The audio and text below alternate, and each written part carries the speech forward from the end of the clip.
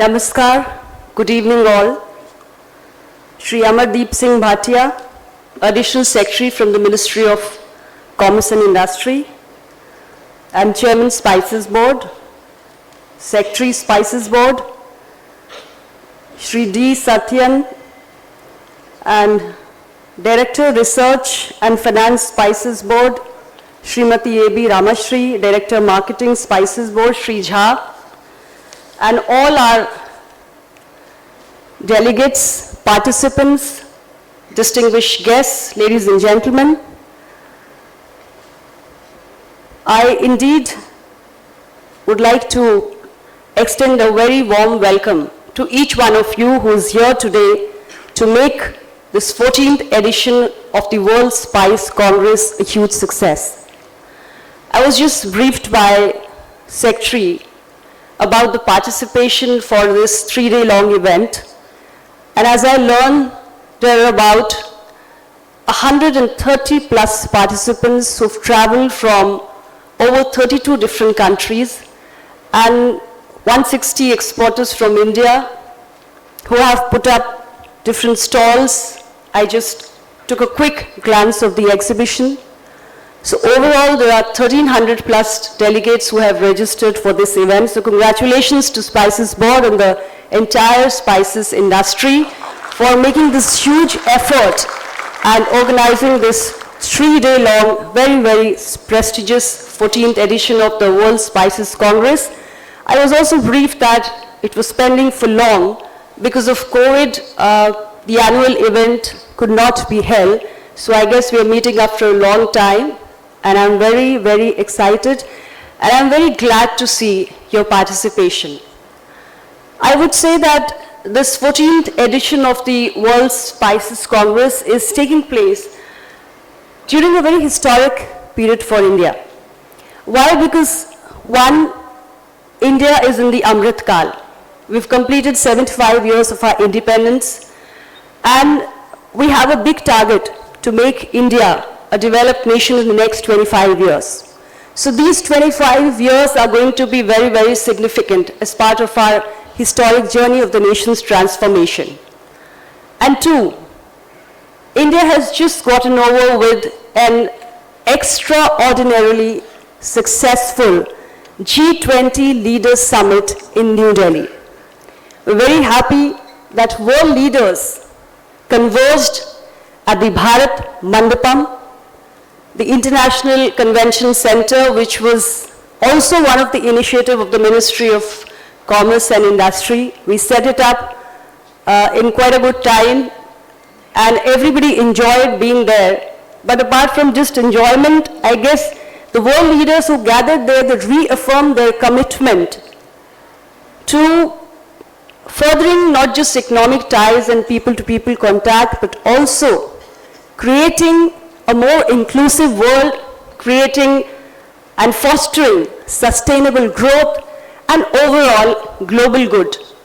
India's years-long and traditional philosophy of Vasudhaiv Kutumbakam, from which we drew a theme for G20, One Earth, One Family, One Future, has truly touched the hearts of thousands of people who traveled from all parts of the world to India for the G20 Leaders Summit, and also for, before the summit, for the 220 plus meetings which we organize in 60 different locations of the country. And together, everyone believed that the global community needs to work collectively towards solving the challenges which the entire world is going to face in times to come. So it is our collective approach which can help the entire planet, and that was the whole idea of One Earth, One Family, One Future. My dear friends, we were successful in making G20, which used to be a diplomatic event, a completely people's G20, where there was huge participation from general public, and today they're not just the whole of India, but all the participant countries, and I believe the whole world knows that India has held such a historic event where so much has been thought about inclusive growth, so much has been thought about taking the fruits of development to the last mile. So overall, when the world media talks about Prime Minister Modi ji's leadership and how India as a nation has emerged as a unifier in this much divided world in the post-COVID era, it brings pride to each one of us who calls himself or herself a Bharatiya or an Indian.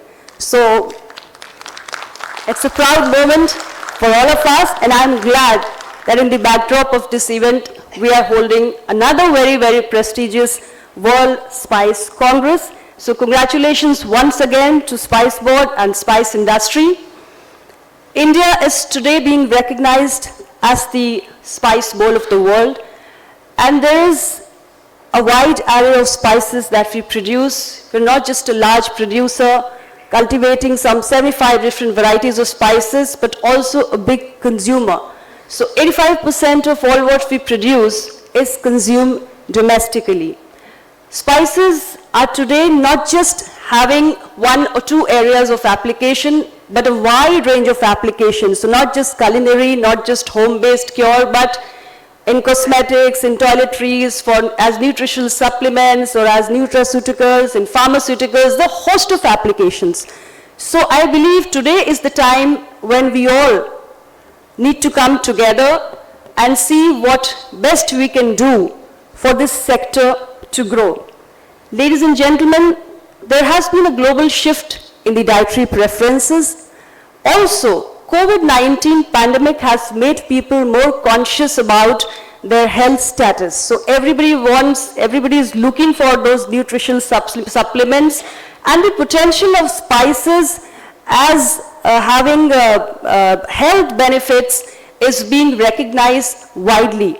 So in such an environment, our efforts to give all kinds of support to our researchers who are making efforts to scientifically validate the benefits of spices and the derived drugs from them, I think it holds a great value. There is, as we always say, a vast scope for processing as well as value addition. And today, if you see, we have, insofar as processing and value addition is concerned, blends, essential oils, oleo resins, or spice extracts, or spice isolates. There are just so many different forms. So this is one area where we need to focus our attention. The world spices production in the recent years has been characterized by not just growing demand, but also by changes in weather pattern and price fluctuation due to period supply gaps. And we've all been through this pandemic, which has completely devastated the whole world. Most of the economies are still struggling, although India continues, to be the fastest growing economies of the world, but a lot of world economies are still struggling. So in such a scenario, it is an important step for us to build global resilient supply chains. And the 14th edition of the World Spice Congress being organized at this juncture, I think it's an appropriate step. It's a step in the right direction when our focus is on high-level value addition and also having more and more novel and innovative products from the spices to satisfy the global consumer. I'm also glad that today we are giving away awards to our exceptional performers for 2 years, 2017-18 and 18-19. We really need to recognize the efforts of those who have been doing exceptionally well. So my good wishes to all those who have been taking the sector forward with their hard work. I congratulate them all for their huge achievement. And at the same time, I also urge you to uphold the quality, safety, sustainability, and fairness as the cornerstones of your spice business, and wish you all a great success in your endeavors. I also wish that the deliberations in the World Spice Congress will be a great success. You must have had a good exchange of meaningful ideas in this sector, and these are going to help you to redefine the roadmap for the future in the spices sector. So may all your business endeavors be fruitful and the global spices sector is taken to new heights in the years to come. Once again, congratulations to all the winners and my good wishes to all the delegates who are here to participate and make this event a big success. I'm sure you will have meaningful business linkages, and together we will be able to take the sector forward. Thank you very much once again.